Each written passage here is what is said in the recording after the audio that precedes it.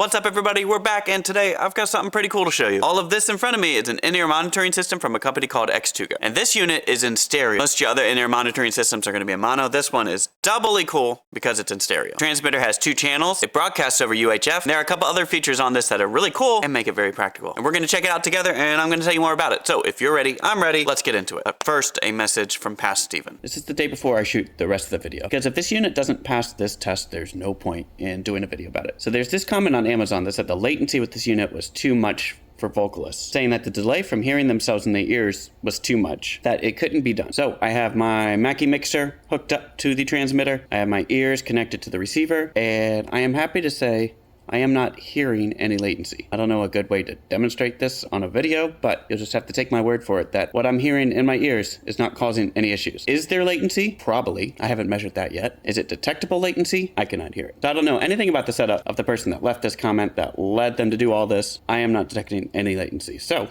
we can move forward with the video. So this is the SEM200 from Xtuga. We're gonna talk about the main features real quick. Comes with a transmitter, has 2 channels. It has rack ears too, so you can throw it right in your rack. Comes with 2 receivers. Comes with a couple sets of in-ears, all the antennas you need and all the cables you need to get this thing set up into your rig. So also on the front of this are 2 headphone outs, one for each channel. So you can have a hardwire out for your mixes in addition to the wireless units. You'll have 2 separate mixes out, but you can buy more receivers and you can have a whole bunch of receivers tuned in on the one channel sharing that mix. If you want separate mixes for more than 2 channels, then you gotta expand the transmitter part of it, but you can have a whole bunch of receivers picking up on the same mix. In addition to the hardwire out. The hardwire out, I think, is awesome. It's always nice to have like a hardwire backup in case all your wireless stuff goes down, or your batteries die, or whatever. Always have a backup. On the back, we have the left and right inputs for each channel. We have level knobs for each left and right input. There are combo jacks for those inputs. There's also an 1/8 inch jack, and then a 1/4 inch output. So if we look at the available frequencies on the transmitter, as I said, the 2 channels don't overlap. So this first channel starts at 550 and goes all the way up to 574.75. The other channel starts at 575 and goes all the way up to 599.75. So you're going to need to make sure your available frequencies fall within those ranges. But having that kind of flexibility is very useful. In this room that I'm standing right now, there's 16 channels of wireless going. There's 8 microphones and 8 in-ears. Being able to get that specific with the frequency you need is very helpful and completely necessary in an environment like this. Because you never really know what the wireless situation is going to be in the venue that you walk into with this. So you got to have the flexibility to be able to move stuff around if you need to. So for the receiver, you cannot change the frequency on the receiver. You have to sync it up with the transmitter. And I'll show you how to do that. So I've adjusted the transmitter frequency to 565.5. Now, in order to sync up the receiver with the transmitter, what you have to do is you have to hit set on the channel you want. Then you have to line up the IR on the receiver to the IR on the transmitter. So this receiver is at 565.0. We're going to hit set. We're going to line it up. And now our receiver is at 565.5. And if you want to do multiple receivers on the same channel, you do the same thing. You hit set, line that up.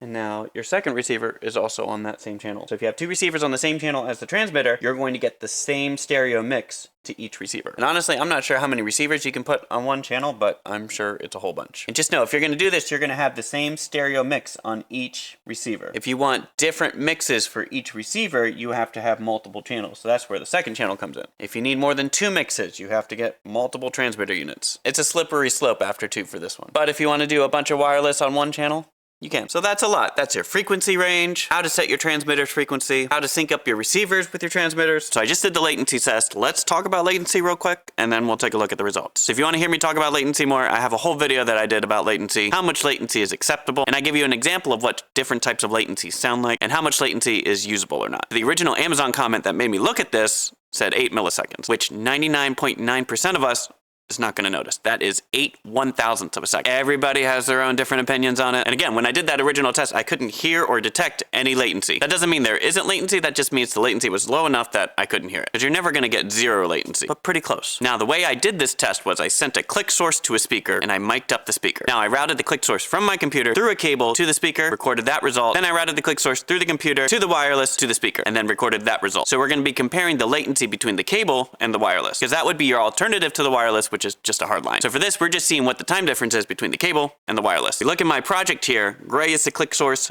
green is the cable, and blue is the wireless. So let's just go to this middle count. And we're gonna zoom way in because we're talking about milliseconds here. Way in. So we have gray is the original source, green is the cable, blue is the wireless. So we're just looking at the difference between the blue and the green. So what I'm gonna do is I'm gonna open my nudge feature and we're gonna move the blue track 1 millisecond at a time until it lines up with the green track. And the blue one was recorded a little bit louder. That's why the sound wave is a little bit bigger. So if the marker lined up in the middle of the peak on the green, we're gonna try to line up the blue peak 1 millisecond at a time. There we go. 1, 2, 3, 4, 5, 6, 7, 8, 9. And that lines it up pretty much perfectly. So that is 9 milliseconds of latency between the cable and the wireless. But that might be too much for some people. So if that's a deal breaker for you, I understand. But for most of us, that's gonna be fine. That may cause more problems if you're running like a guitar wireless and then this as a wireless in-ears. Then you have to add that latency together. So most of my guitar wireless runs at 6 milliseconds. You have to add that latency to this if you're gonna use them together. So we're talking about 14 milliseconds from when you hit a note on guitar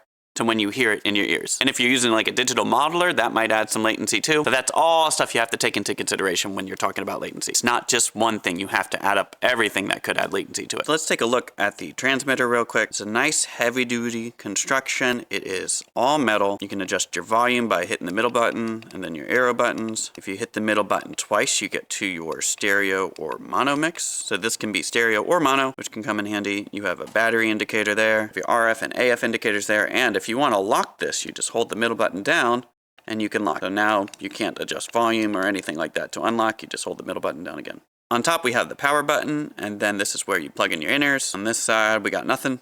On the other side is your charging port. Charge it with a USB-C cable that is provided. You got your belt clip here. This is not a cheap plastic thing. This is, you hear that?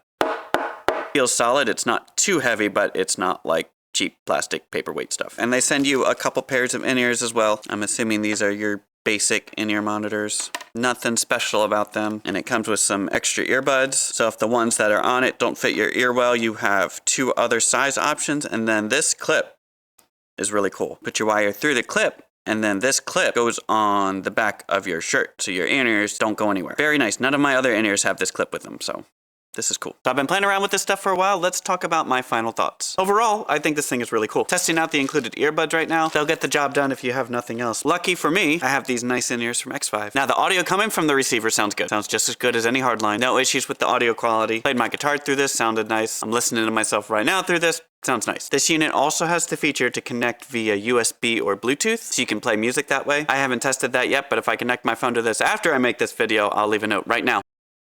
Overall, though, this thing is really cool. It works as it should. Your frequency range is from 550 to 600. Your 2 channels split those frequencies in half. One takes the lower half, one takes the higher half. This package comes with 2 receivers. You can buy more receivers if you want to put more people on the same mix. You got the hardwire outs. It's heavy duty.